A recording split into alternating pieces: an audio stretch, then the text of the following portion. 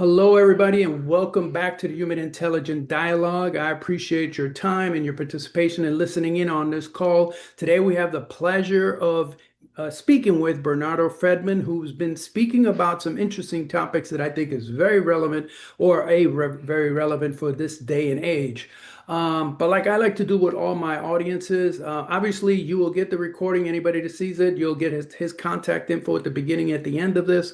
So don't hesitate to reach out to him or myself. But as I've always said, in the era of AI, we need HI, which is human intelligence, and trying to create a great, healthy workplace at the end of the day. So, like I always do, I like to let my guest introduce themselves. So, Bernardo, tell us a little bit about your journey and how you've gotten to where you are today. Thank you, Edwin. Thanks for having me here. It's great to be here, and I've loved our conversations before. I'm really excited about this one. As you said, I'm Bernardo Ferdman, PhD. I'm an organizational psychologist. I'm an inclusion strategist. I'm an executive coach, leadership consultant, organization development consultant. In short, I have focused for many years on working with leaders and organizations to bring inclusion to life in some practical and sustainable ways. In other words, to really find ways to bring out the best in ourselves and each other in a way that makes a difference for organizations, for society. And so I have a consulting firm, a small consulting firm, Ferdman Consulting, which I've had for many years. I'm a distinguished professor emeritus also at the California School of Professional Psychology at Alliant University, where I taught for almost 25 years. So I'm a former academic for a long time, specializing on these issues of inclusion and intergroup relations and organizational effectiveness and leadership, as well as cross-cultural interactions and Latino identity. And so how did I get here? Um, my story has a lot to do with what I'm interested in and how I got here. I was born in Argentina, in Buenos Aires. We're in the middle of the World Cup as we record this, and I'm really excited about Argentina this year in the World Cup. I moved to New York City as a child, so that's where I learned the Queen's English. That's a little joke I like to make. So, and then we moved to Puerto Rico, so I'm bilingual just in Spanish. I came back to the States for college and graduate school. I did a undergraduate degree at Princeton and my PhD in psychology at Yale. And then I was an academic, but always doing consulting and practice as well. So I've spent a lot of my life moving across languages and cultures and identities and expectations. I mean, I'm Jewish, I'm Argentino, I'm Latino, I'm bilingual, I'm bicultural in many different ways. Actually, I moved from Albany, New York, where I was teaching at the University of Albany in 1993 to San Diego, California. So I lived almost half my life in San Diego, and this is home. So it's really a lot of changes over time, and that affects how I think about identity and belonging, adaptation, difference, and particularly in an organizational context. More recently, I've been very involved in the Society of Consulting Psychology. I'm currently the president-elect. So I'm thinking about our field, about legacy, about how do we do this work in the current context, right? How do we consult organizations and leaders of organizations in ways that are sustainable and help them be resilient? And how do we support professionals in that space? So that's another new thing that I'm doing in that role, I mean. And then another new initiative is I recently started with some colleagues something called Community Dialogue Partners. And we're former America Speaks alumni. America Speaks is an organization that brought people together in large-scale meetings to give input to policymakers. And so we want to adapt that for today's age. How do we bring people together for large meetings in communities to make meaning, have input into decisions, work through differences in a useful way, and address some of the polarization that we're experiencing? So that's a little bit of my context. If you want, I can add some more, but that's a little bit together. What ties all this together is the central question of how do we create workplaces where people can be more fully themselves and contribute effectively and work together across differences and do things, accomplish meaningful goals together with those differences instead of in spite of them, right? So Yeah. how do we make inclusion not just kind of slogan or a side program, but a set of leadership and organizational practices to make human intelligence, your theme, more visible in how we work, how we decide things, how we learn, how we lead. Awesome. Thank you for that. And it's interesting. We've had, as you and I spoke about this earlier, have had some similar paths. Um, Yes. so what would you say? So obviously you did your, many years in higher ed. You at the same time parallel, you had your business and now you really kind of flushed it out even some more and are involved in a variety of different organizations. But I would say in the last 3 to 5 years, what are you seeing are some of the emerging trends in the whole human capital and organizational dynamics piece? I know you mentioned the whole inclusion piece, but what are some trends that you're noticing that clients are either reaching out to you or you're writing about or speaking about as we move through these uncertain times? Yeah, they are uncertain times, right? There's a lot of good things going on, a lot of challenging things at the same time, right? Again, I'm not pretending to be the guru on trends, but there are things that I am noticing and seeing and trying to deal with myself and supporting leaders in doing so, doing that as well. I'm doing more and more executive coaching, working with senior leaders. So that's one lens that I have for thinking about those trends.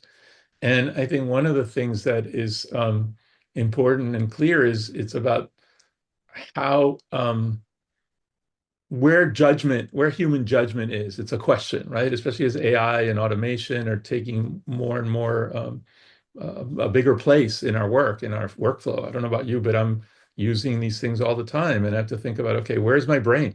Um, and in some ways, I need it more, not less, right? Because you really have to contextualize.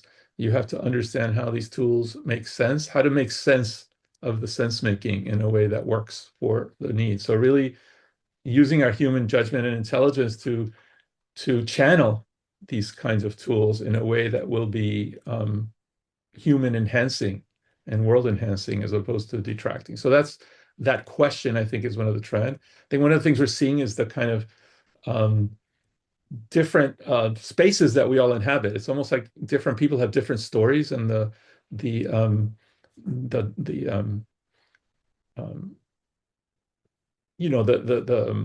algorithms affect, right, what we see and what we know and even what we think is true, right? I was reading an article just recently where the person who's in charge of who was the expert on deep fakes is no longer sure what's a deep fake and what isn't. And so, then we have to question, what is truth? What is connection? Who can we trust?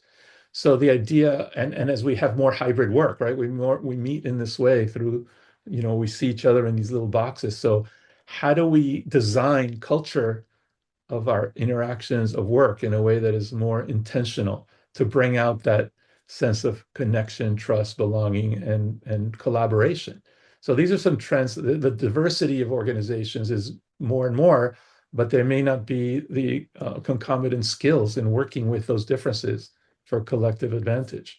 So, and people want a lot of flexibility. So that's something that I see. People want some belonging. They want flexibility. People want fairness. They want to have voice. They want to grow. We don't want to just be cogs in a machine, but then you have increasing um, spread of wealth, right? The wealthy are becoming super wealthy, and everyone else is staying either the same or not necessarily growing to the same degree. So these are the things organizations have to cope with um, amidst, as you said, the uncertainty. And finally, demographic shifts, right? There's in the United States, is the Latino workforce is growing more and more, and yet there's misunderstanding of what that's about and how to really make sense of that, right? With some of the anti-immigrant kinds of pushes at the level of government, but many industries and businesses need fresh workforce and perspective. So how do we negotiate all that? That's a challenge for leaders in organizations. Yeah, and you bring up a good point because it's not only the growing Latino uh, segment of society in the US. 78% of the entrants into the workforce this decade are Latino, legal Latinos. It's unfortunate I have to say that, but I did. But you also have an aging society.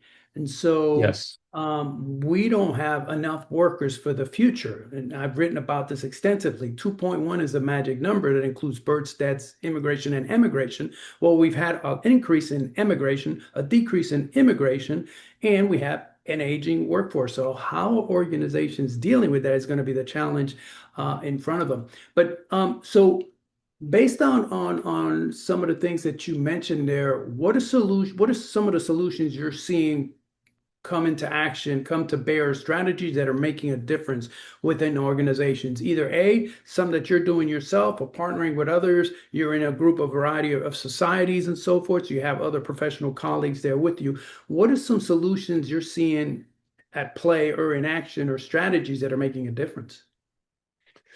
Yeah, that's a good question. It's not a simple one necessarily, right? Because it depends, first you have to figure out what difference we want to make. And this is part of the challenge is that we don't all agree. So the polarization is part of the challenge. So I think part of it that is helpful to me, maybe it's not the solution, but it's a way towards that, is to start understanding the patterns and making meaning, to create spaces where people can both, step back a little bit and reflect, particularly at strategic levels of organizations.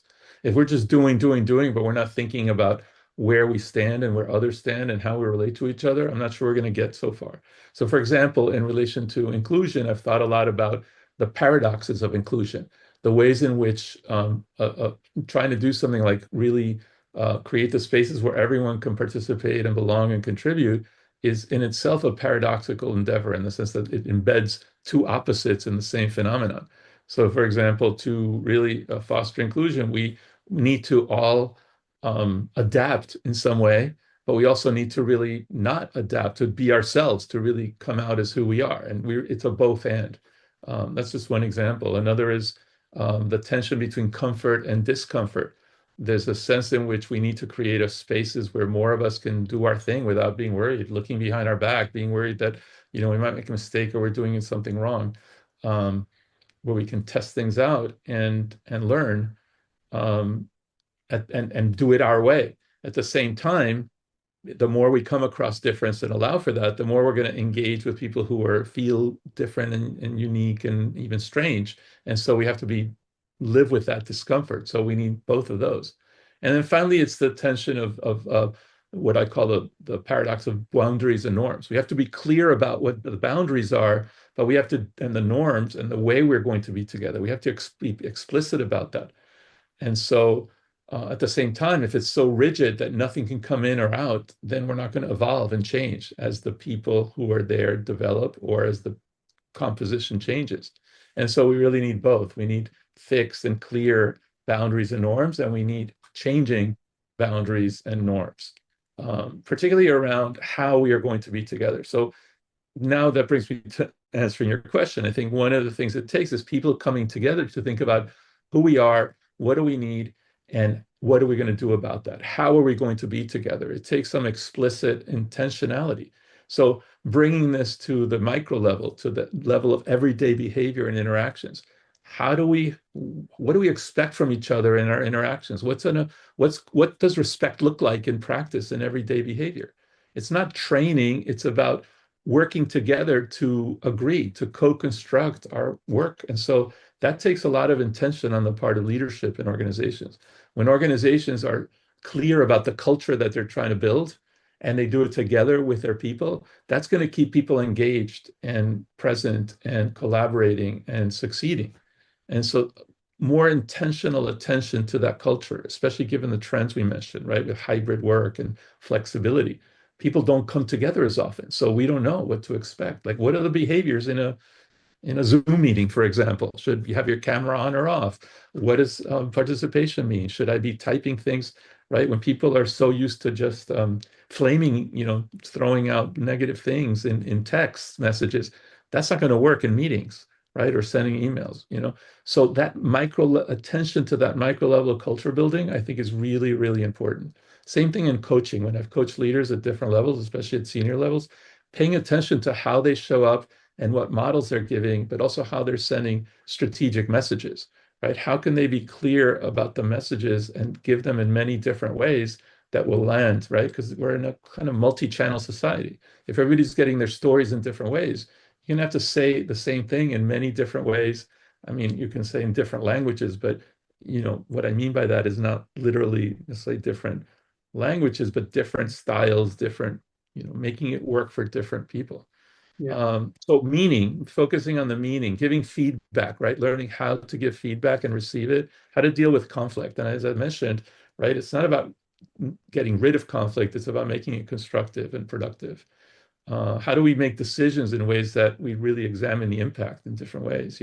How are we promoting people, not just in a traditional way, but thinking about excellence in broader range, and how do we talk about norms in a way that's more collaborative, and then also while we maintain humanity, thinking about accountability mechanisms that are more clear and work with people. So I don't know if I'm fully answered your question in a systemic way, but I'm giving you some hints about the kinds of things it takes.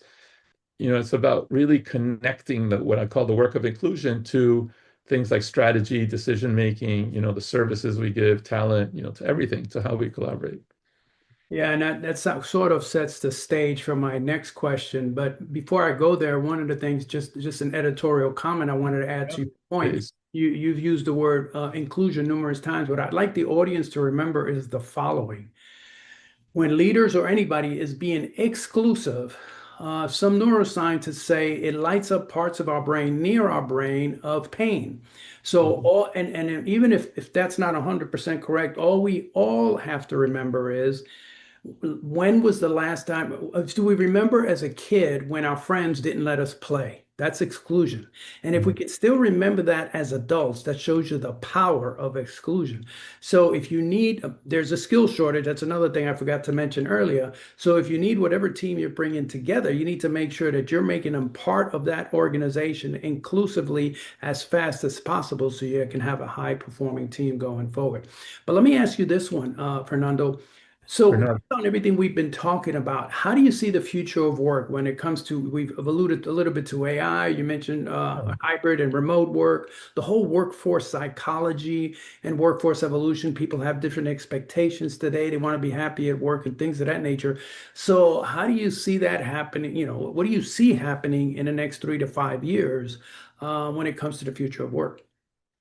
Yeah, no, that I'm not a fortune teller, but I think we're kind of at an inflection point where there's going to be some choices to make about how human we want to keep it. Are we really going to maintain the value of humanity in the context of work? If we try to homogenize everything, I think we're going to lose a lot of value, a lot of possibility, a lot of potential. And so, as I said, I benefit a lot from AI. The challenge, though, is that we make sure that AI doesn't just repeat things homogenize everything, right? We need to keep that sense of uniqueness and individuality that humans bring, that sense of innovation and creating new things. And so that's going to be the challenge, I think, in the future is thinking about how we can use technology while also maintaining that creativity and generativity that has made us the human species. Um, and so I think that the future, that inflection point depends on leadership. It depends on what I call inclusive leadership. How does leaderships maintain that sense of human connection and act as a fulcrum in a sense to bring out the value of inclusion, both at the organization level and at that everyday micro level of how we interact with each other and connect those. Um, so I think the future is related to this sense of hybrid work, right? How are we going to maintain connection and culture, right? Creating culture. So what are I think the future of work will require more intentionality around connection and mentoring and informal learning, right? As I mentioned, the work, I'm 67. I'm thinking about legacy, passing things on, I mean, I'm not ready to stop working, but I also understand that there's a limit, right? I'm not looking to work in 30, what I'm going to be doing in 30 years. I'm thinking, in the next 5, 10 years, something like that. So, you know, the we need to support others in thinking about that longer scope, right? And so we do need to think about sustainability of our humanity and of the worth, of course. Again, I'm not one of the most knowledgeable people about that, but I think I see the young people and there is not a sense of stability sometimes, right? Like what's going to be happening in 30 years? Is climate change going to make us suddenly have to rethink where we live and how we live and how we deal with things? How are we going to deal with technology, with robotics and AI and things like that? How will people buy a house? I see my kids, they're just not in the same place around even being able to afford, the future. And so I think organizations are going to have to be thinking about that, right? On the one hand, you have, people are like cogs in a machine, right? And so do we need people or not? And then people have to work it out on themselves. But these are larger social issues, but corporations are so involved in that and have a big impact on that. So that sense of integration is something I think we're going to have to be thinking about. And it's a big challenge. So Yeah. again, we're talking in a really broad way, but I think, my own work is not at that macro level. It's really at that everyday level of thinking, how do we all interact with each other? What are the behaviors we can do with each other to create respect and trust and belonging? If you're a leader, how do you model these things? How do you think intentionally about the kinds of meetings that you're holding, the messages you're giving, the way that you're carrying yourself to really project that kind of sense of connection and get people to be doing that themselves in the way they're projecting themselves. Leaders leading leaders leading leaders. That's the challenge, right? And being clear about what the values are in that process. Those are some of the things I think about. I'm glad to get into details on any of those, but I think that's you're raising some really broad and beautiful questions. And again, I'm not the world's expert on the future, but I think one of the challenges for leaders and to bring that human intelligence is to really keep that in mind, right? That I think is keeping those threads in mind when we're acting every day, understanding how that fits into the larger context, right? And being able to talk about with others and sharing our stories about who we are and how we got here, as you asked me, but also where we think we're going and how we're going to get there. And so creating spaces for being able to talk about that, that's, getting back to what I said about community dialogues. That's the work in communities also, right? Because people have different stories. For example, in the United States, which is so polarized, what's important? What are people looking for? Um, if we can't talk across the differences around that, I think it's going to be more and more challenging. Yeah. Uh, Yeah.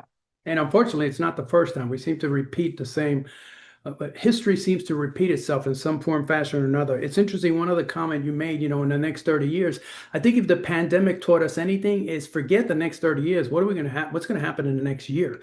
Really, organizations have to focus in the next 3 to 5 years because yeah. there are organizations of the past that are now in the cemetery of the past. Example, Blockbuster used to have one on every corner, no longer anymore Blockbusters. Yes. Circuit City was in the book Good to Great. So success doesn't mean you're going to be here in the future. It didn't reinvent itself. The same thing with Blockbuster. So yeah, I think what the dilemma that senior executives and organizations are dealing with is, yeah, we want to think long term, but we got to make sure we're still here in 3 to 5 years in order to go forward, type of thing. And the other thing is something you mentioned that's so true is um, things are happening in society and as organizations, we have to realize they come into our buildings to work. It doesn't just stay out there in society. Not only that, whether Yes. it's the aging demographic, the growing Latino demographic, the changing Yeah. diversity demographic,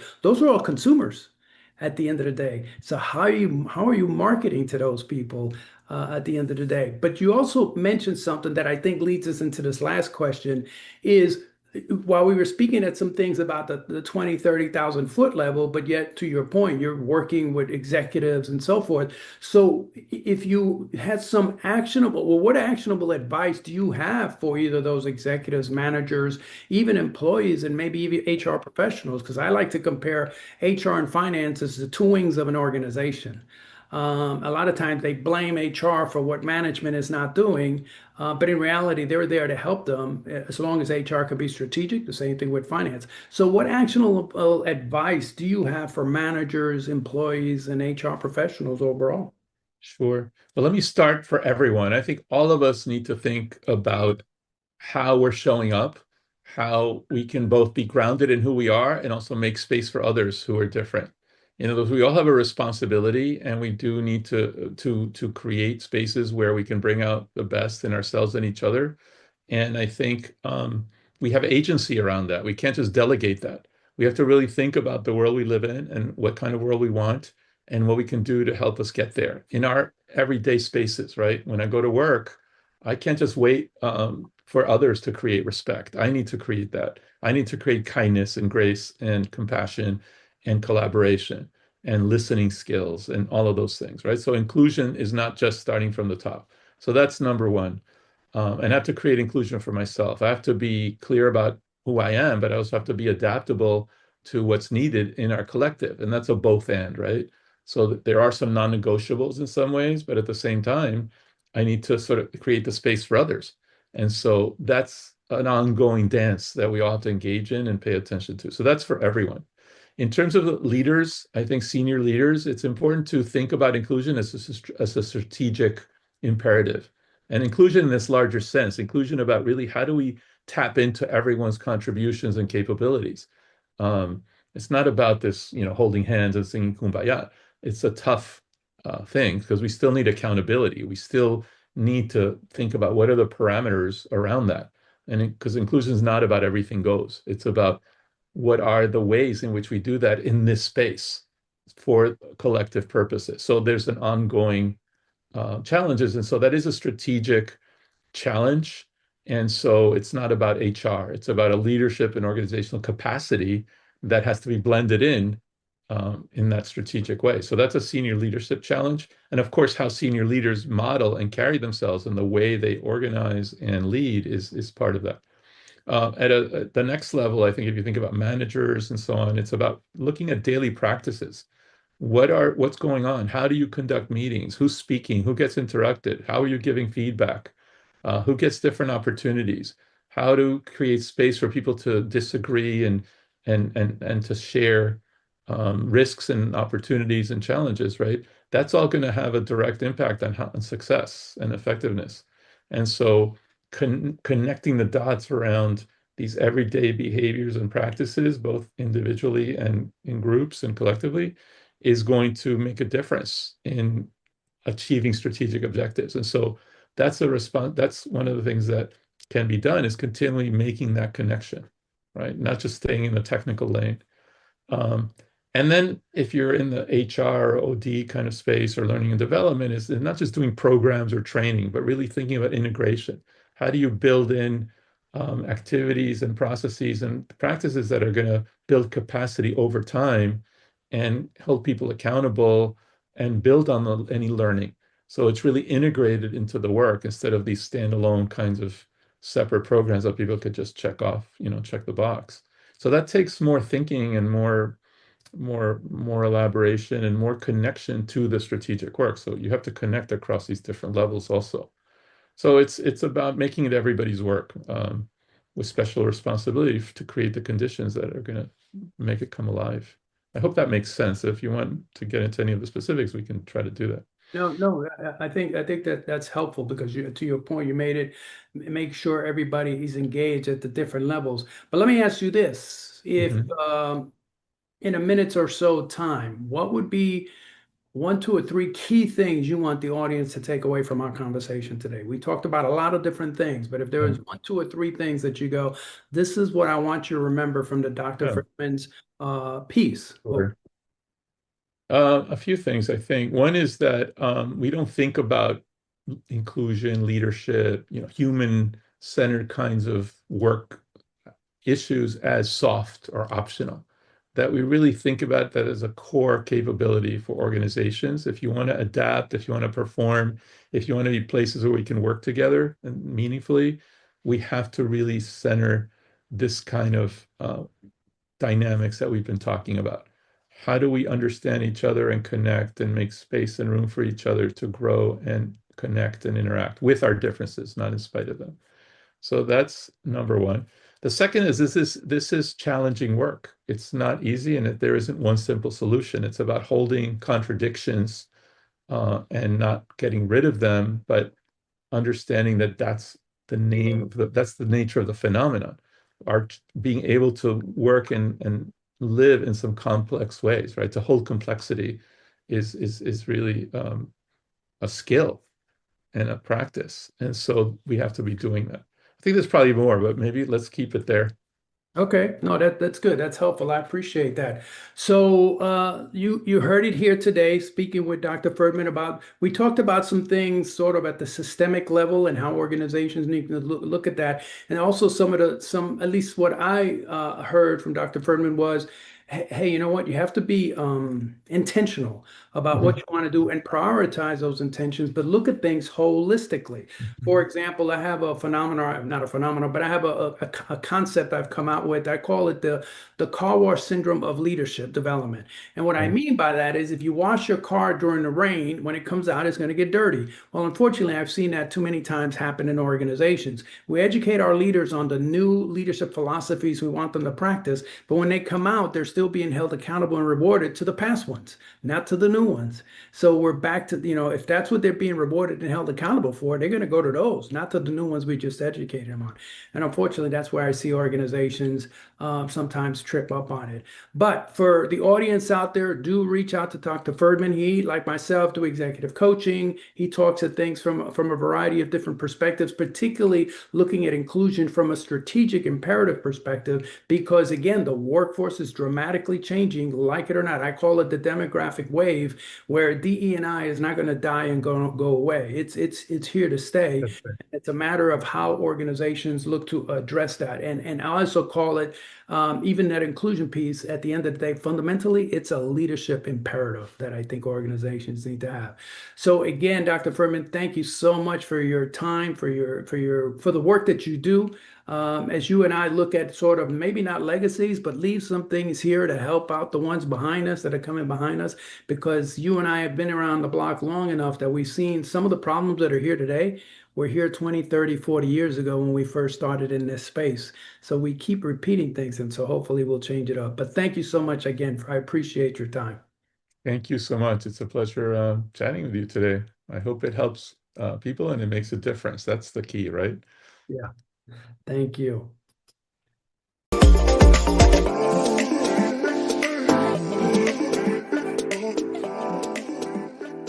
We're glad that you stopped by to visit. We're in the business of helping organizations in the growing era of AI become more HI, and that is become more of a human intelligent workplace. And we do that in a variety of ways. We can do speaking engagements. I can come in and speak to you either at executive retreats, at offsites, keynotes, things of that nature, to kind of share with you some of the trends that are taking place and what the implications may be for your organization. Sort of in a way, put a mirror up to your organization and say, these are the things that are happening. Are you ready for them? Are you doing something about it? So that's just one way. Another way we do some work with organizations is through executive coaching, helping from VPs to frontline supervisors, those to soon to be in supervisory, high potential individuals, help them in their development. Also do leadership and team development work. And along with that, we use instruments to help organizations from a consulting perspective help themselves, whether it's the Human Intelligent Workplace instrument or questionnaire to take a sense of, hey, how are we doing in this space? Also, organizational change readiness questionnaire. Are you ready for the changes? What are you missing based on some of this information? And lastly, we also look at leader behavior effectiveness questionnaires. How well are your leaders doing? How do they assess themselves, and how are the workforce assessing them too, whether it be 360 or others? So we're here to help, particularly in this ongoing changing era that organizations are facing, a time of uncertainty, a time where the workplace or the workforce is expecting different things. So hopefully you'll reach out to us and let us know how we can help you out. You can look at some of our information that we have out on our website, some of the various podcasts, some of the articles and videos that I've put out there. And hopefully those will percolate and create some thoughts and reflective moments to think about maybe we need to have a discussion with the human intelligent workplace. Thank you very much.